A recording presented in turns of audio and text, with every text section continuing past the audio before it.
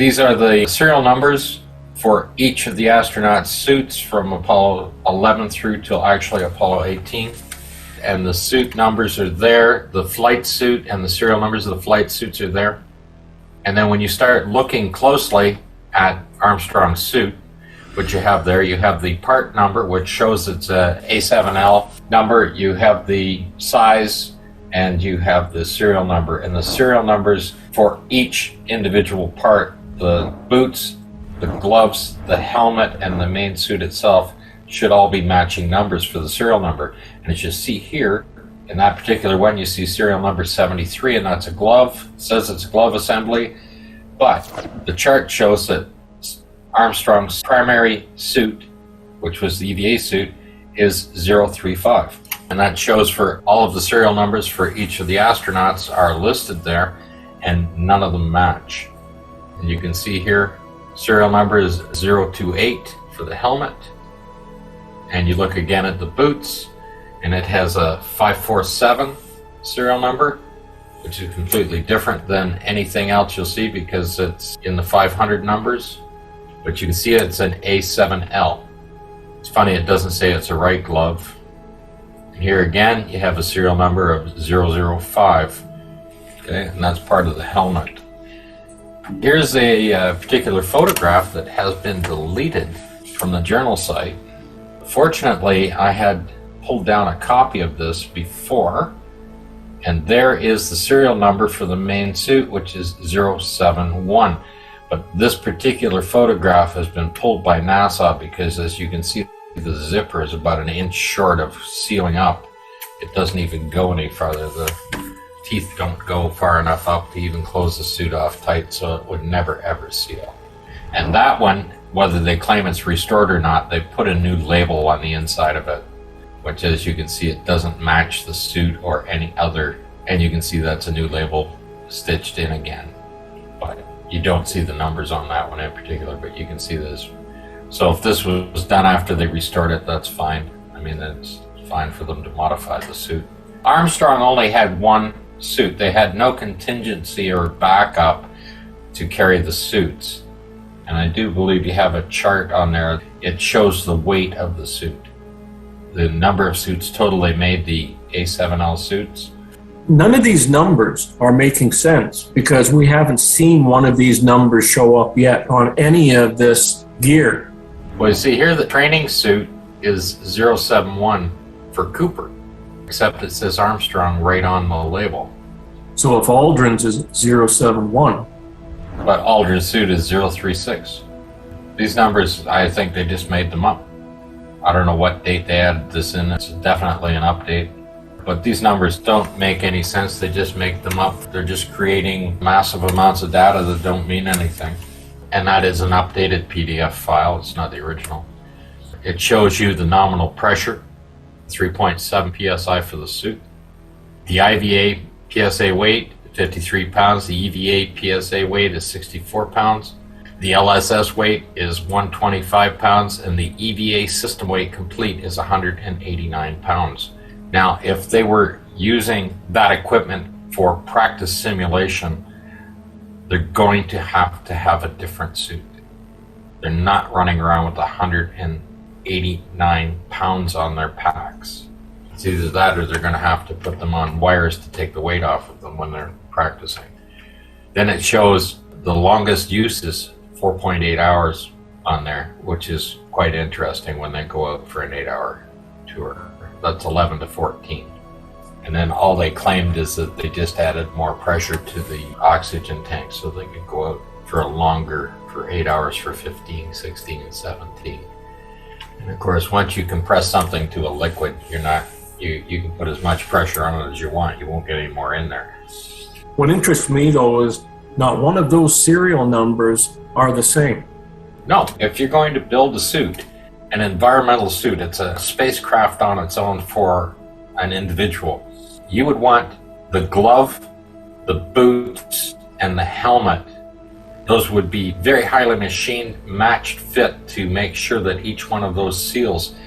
And that's why the serial numbers are on them, to match them to the main suit. So they should all be the same number, and they should all be tested and certified working with those numbers. If you interchange a glove, highly unlikely that it would fit because they're individually made, these suits, right? And that's the same with manufacturing anything that has any kind of precision to it, right? If you build an engine, you match the pistons, rings, connecting rods, wrist pins, everything else, and bearings for each cylinder. And if you take it apart, you put it back exactly the same. You don't want to mix them or change them around because you will blow the engine up when you start it up. This is just as high tech, or should be as high tech as that. These serial numbers should match. The helmet needs to match that ring exactly on there, and you just can't take another helmet and put one helmet on the other, and you can't take the gloves and change them up from one suit to the other, and the same with the boots. Of course, the boots don't even have a ring or compression, nothing on them. They just zip together very loosely, actually. And these rings appear to be used for simulation purposes, not for an actual spacesuit, because those are just quick release, or you can just compress it and slide them off, and they just work like little key latches. And of course, the rubber seals in there wouldn't work at all, because once you get past torr 10 to the minus 6, right, you need to have metal one-time use only seals. When you're repairing something, I don't care what it is, you have a service manual. The service manual will give you the model number and the serial number. When you look in the parts list, all the parts will be different. They'll have a different number and a different reference number so that you can look up which part you want to replace so that you have an accurate part in place of it. But in the suit, you should have the same serial number, and we're not seeing that. We're seeing different serial numbers. None of that chart is right. Not even the main suit is the correct number. Never mind the gloves and the boots and the helmet. Everyone's different. Like, they just made 105 suits up, and they're just mixing and matching all over the place. There's no way they're going to seal. And if those zippers were as good as NASA claims they are, and they have to claim they are because they claim people landed on the moon wearing these suits, why isn't that technology transferred across to anything else? Those zippers, at the amount of pressure it is, can you imagine you could make a car engine, and to seal off the intake, you could just zip it on. It'd be so easy to replace, eh? You could zip on your exhaust manifolds, right? You could zip on your head. You wouldn't need to bolt it down. These zippers are that durable to handle that kind of pressure. You could just zip everything together on a car engine, just unzip it, take it off, and replace it, and put another one on. Look at the inside of that spacesuit through the neck. Look how far that zipper goes up. It does not. It's an inch short of everything, right? The only thing they did is they just made a Velcro flap over top of it to cover up all of the other stuff. And you can well imagine that the zipper that runs right around underneath the flap at the crotch is exactly the same way. Now, I wonder how that zipper stayed up. For example, if they're moving around in the suit, what's preventing that zipper from coming down? Nothing. There's no lock on it of any kind. And the fact that it's on the back of the suit means that you need to have assistance to put that damn thing on. Even when it's done fully all the way up, you can see right out there's full air on it. Because a zipper still has to have an inside and an outside. Here you can see the zipper on the inside of that neck, which means that if he's moving around inside there, that zipper's coming down. It's going to move. And you can see where the zipper stops, the space that's there, and the fact that the material is not bonded to the metal itself, and it has to be bonded as well to the metal or it's not going to seal either. And that also shows that the exterior white suit is the pressurized unit, that there's no inner bladder there, because the helmet, the ring seal at the top, is being attached to the white part of the suit, so there is no inner bladder there. And as you can see, they just have a foam comfort suit inside of there, and that's either done to make it look like it was under pressure because they put that thick foam in there, or maybe it was that annoying to wear these suits that they needed to get a little bit of cushioning in there. But they definitely heat up. But you can see very, very clearly in that photograph The zipper does not do all the way up, and the suit is not sealed to the ring either. It would make more sense to put the bubble helmet on the inside and then push it up so that it seals like an aircraft door.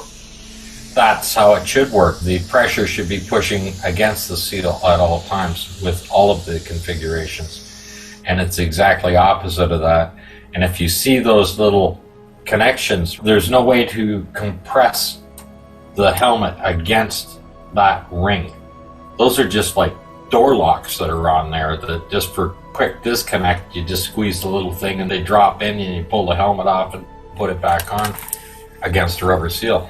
There's no way that that is anything other than for display purposes or for simulation, easy to pull the helmet on and off.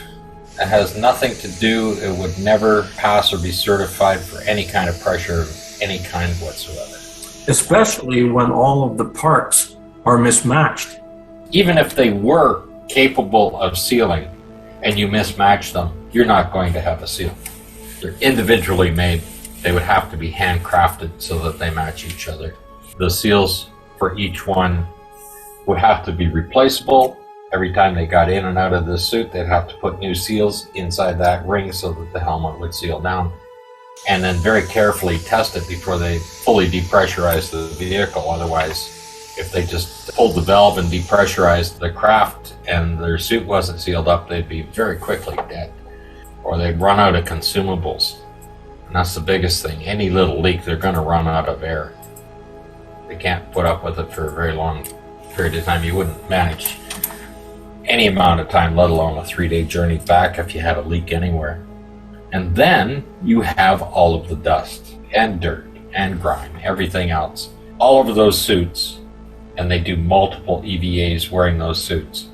The door seal on the LEM isn't going to seal because you're putting dirt across that seal.